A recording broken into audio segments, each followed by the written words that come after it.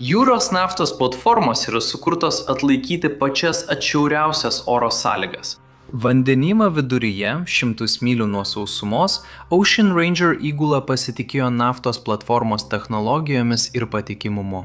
Tačiau kai sutampa prastas pasirengimas, prasta konstrukcija ir ekstremalios oro sąlygos, net jų tikėjimas negali jų išgelbėti. Ocean Ranger yra savaeigė pusiau panardinama jūrinė gręžimo platforma, dirbanti teritorijoje vadinamoje didžiosiomis seklumomis. Ji priklauso Amerikos kompanijai Ocean Drilling and Exploration, trumpiau ODECO. Ji yra išnuomota Mobil Oil Canada, kuri turi gręžimo teisės Hibernijos naftos telkinyje. Mobil Oil Canada yra Amerikos kompanijos Mobil Corporation dukterinė įmonė. Tuo metu, kai ji buvo pastatyta, tai buvo didžiausia pasaulyje pusiau panardinama platforma. Platforma sveria beveik 25 000 tonų. Ji yra 396 pėdų ilgio, 362 pėdų pločio ir 337 pėdų aukščio, todėl jos aukštis prilygsta 30 aukštų pastatui. Žinoma, kai ji plūduriuoja, beveik trečdalis jos yra po vandens linija. Ji plūduriuoja ant 2-400 pėdų ilgio pontonų, kurie yra 80 pėdų žemiau vandens linijos.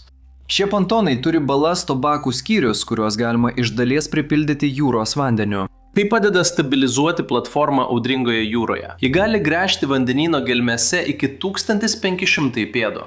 Didžiosios seklumos yra Šiaurės Atlanto vandenyne, 166 mylios į rytus nuo St. Johnso, Newfoundlando, Kanadoje. Ši vieta garsėja gausiomis naftos ir dujų atsargomis. Ji taip pat garsėja atšiauriomis oro sąlygomis, ypač žiemą. O vandenyno gilis šioje vietovėje svyruoja nuo 100 iki 600 pėdų.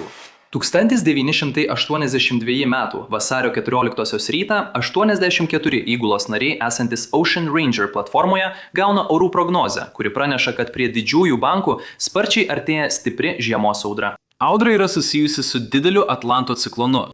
Šiuo metų laiku šiame regione dažnai pasitaiko ekstremalių oro reiškinių, o artėjanti audra prognozuojama kaip ypač stipri. Okeano Rangeris yra suprojektuotas atlaikyti tokią stiprią audrą. Platforma jau anksčiau atlaikė sudėtingas sąlygas, todėl įgula ir platformos operatoriai pasitiki jos gebėjimu susidoroti su šia audra. Okeano Rangerio įgula pradeda ruoštis stipriai audrai. Standartinės procedūros apima visos nesutvirtintos įrangos pritvirtinimą, patikrinimą, ar visi sandarūs durys ir iliuminatoriai yra uždaryti, bei platformos stabilumo užtikrinimą valdant balasto talpyklas. Balasto valdymo sistema yra labai svarbi palaikant platformos stabilumą.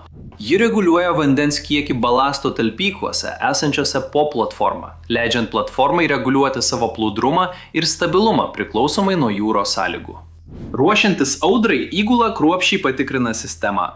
Nors jie pradeda imtis būtinų atsargumo priemonių, nėra jokios tiesioginės priežasties nerimauti. Jie žino, kad platformos jau anksčiau atlaikė tokias audras. Nepaisant prognozuojamo šios audros stiprumo, įprasti darbai platformoje tęsiasi.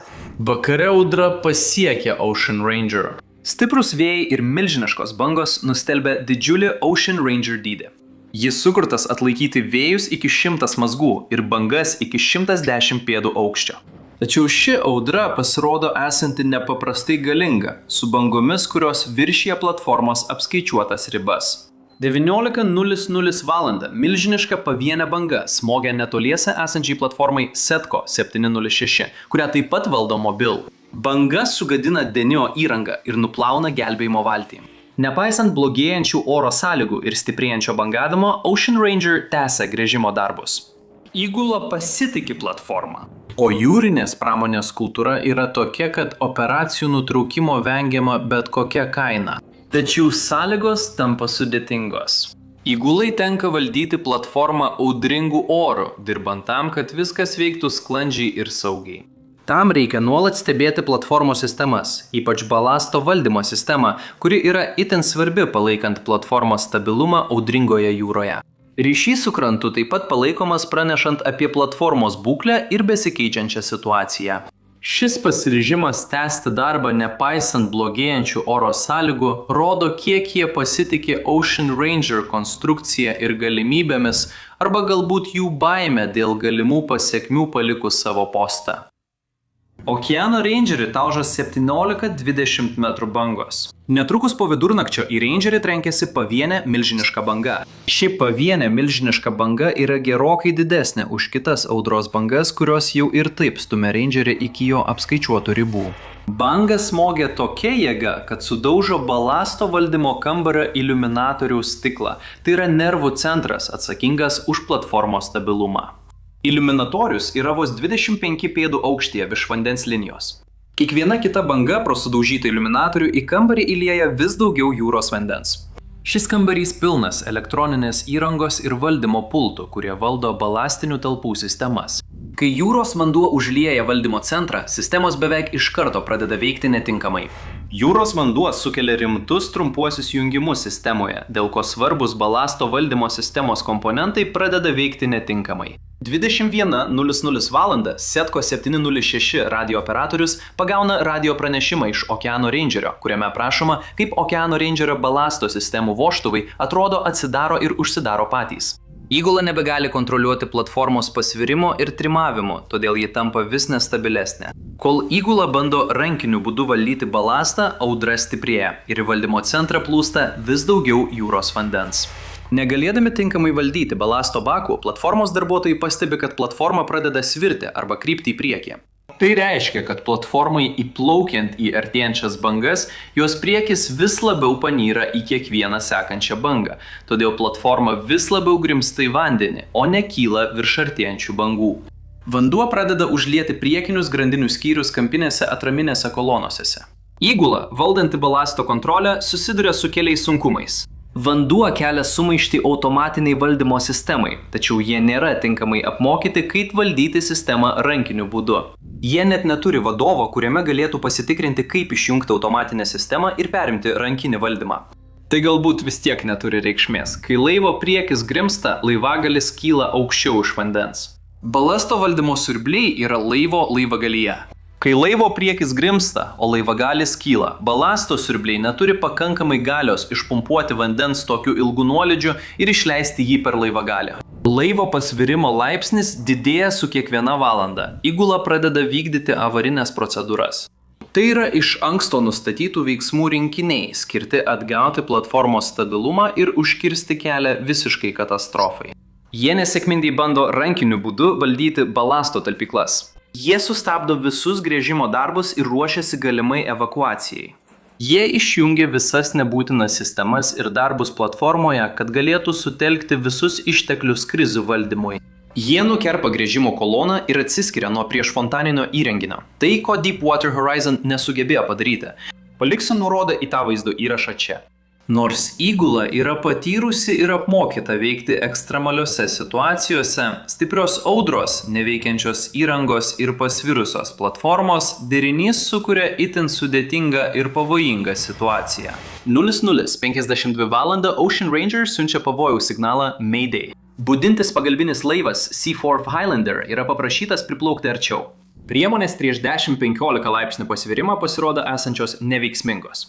Kanados pakrančio apsaugos tarnyba ir Mobil valdomi sraigtasparniai buvo perspėti iškart po 01:00. Cent. Džonso ligoninės paruoštos budėjimui. Pagalbiniai laivai Bolton Tour ir Norditor, Setco 706 ir Zapata Ugland budintys laivai yra paimami Kanados pakrančių apsaugos tarnybos, kad suteiktų pagalbą. Avarinės situacijos atveju pakrančio apsaugos tarnyba turi teisę perimti laivo kontrolę jūroje, kad galėtų suteikti pagalbą. Buvau pasitelktas Keiptauno apylinkių vandenyse, kai mažas laivas prarado variklius. Pakrančio apsaugos tarnyba nukreipė mano įgulą ir mane į tą vietą, tačiau kai atvykome, ten jau buvo atplaukęs kitas didesnis laivas, kuris galėjo geriau padėti nei burlaivis, kuriame buvau aš. Pagalbiniai laivai, artėjantis prie Okeano Rangerio, patiria tą pačią žiemos audrą kaip ir Okeano Rangeris. Stiprūs vėjai, audringa jūra ir prastas matomumas sukuria pavojingas sąlygas, kurios riboja gelbėjimo komandų galimybės pasiekti Rangerį. Jie turi įveikti smarkią audrą, pasiekti vis nestabilesnį Ocean Ranger ir tada evakuoti įgulą itin sudėtingomis sąlygomis. Kiekviena minutė svarbi. 01:30 Okeano Rangeris perduoda savo paskutinę žinutę. Daugiau radijo ryšio iš Okeano Rangerio nebus. Mes einame į gelbėjimosi valčių postus. Palikti bet kokį laivą vandenyne yra didelis sprendimas. Šiandien pagrindinė taisyklė yra ta, kad į gelbėjimosi plaustą lipama tik tada, kai laivas jau nuskendo po tavimi. Tačiau evakuoti jūrinę naftos platformą yra kur kas sudėtingiau. Surinkti būtiną išgyvenimo įrangą, užtikrinti, kad visi įgulos nariai turėtų gelbėjimosi liemenes, paruošti gelbėjimosi valtis evakuacijai. Visa tai, kai platforma jau svyruoja. Palikti platformą įgulai yra paskutinė išeitis. Tai reiškia palikti atrodytų saugią platformą ir susidurti su atšiauriomis audros stichijomis gelbėjimosi valtyje.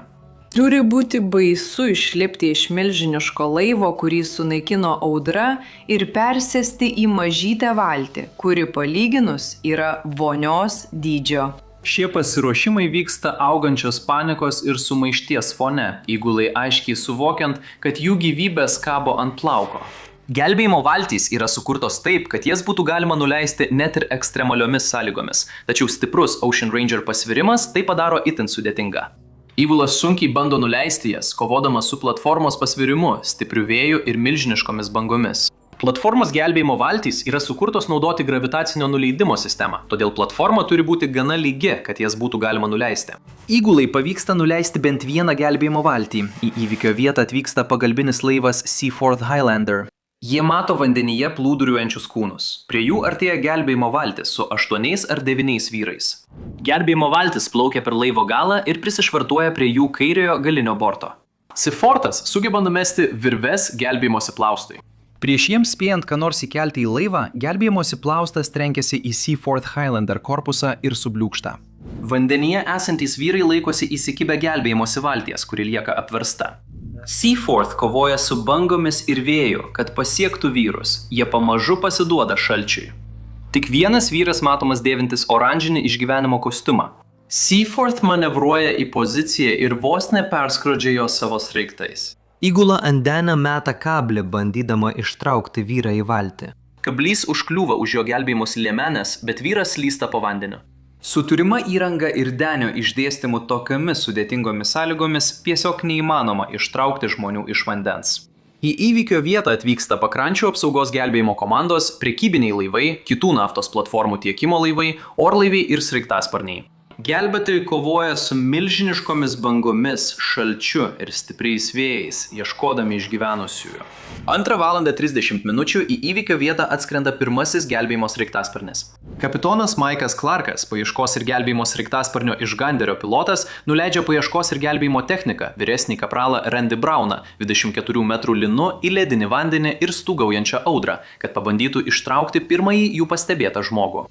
Jis jau buvo miręs. Sniedas ir maždaug 16 metrų aukščio bangos jų pastangas padaro neįmanomas. Tai pirmas ir paskutinis gelbėjimo iš oro bandymas. Sąlygos per daug pavojingos. Gelbėjimo sraigtasparniai skrisdami virš paieškos zonos kovoja su beveik 145 km/h vėjais. Didelės bangos neleidžia ištraukti kūnų iš vandens. Kapitonas Clarkas vietoj to bando nukreipti pagalbinius laivus prie vandenyje esančių kūnų. Greitai tampa aišku, kad tiekimo laivai turi kovoti už savo išlikimą. Siųsti vyrus į denį surinkti kūnų yra savižudiška misija. Gelbėjimo sraigtasparnis nusileidžia pasipildyti degalų ant kitos platformos. Platforma smarkiai siūbuoja audringoje jūroje. Sraigtasparnio įgula taip stipriai suserga jūros liga, kad turi nutraukti degalų papildymą ir grįžti į savo bazę krante. Platformos stiprus pasvirimas blogėja, kol pasiekia kritinį tašką, kai platforma tampa nestabili. 3:13 Ocean Ranger apsiverčia ir nuskęsta žemiau vandens linijos. Paieškos ir gelbėjimo operacija virsta paieškos ir kūnų paėmimo operacija. Per artimiausias dienas prie Newfoundlando krantų išplaunami Okeano Rangerio nuolaužos ir asmeniniai daiktai. Nors St. Johnso ligoninės yra pasiruošusios priimti nukentėjusiosius, ne vienas Okeano Rangerio įgulos narys į jas nepatenka. Visi 84 Okeano Rangerio įgulos nariai žuvo. Iš 84 įgulos narių rasti tik 22 kūnai. Jie atgabenami į 17 prieplauką St. Johnso uoste. Laikraščių žurnalistai sulaikomi, kad niekas negalėtų fotografuoti. Rusų traleris mechanikas Tarasovas nuskendo per tą pačią audrą. Rusų jūrininkų kūnai atgabenami į tą patį prieplauką.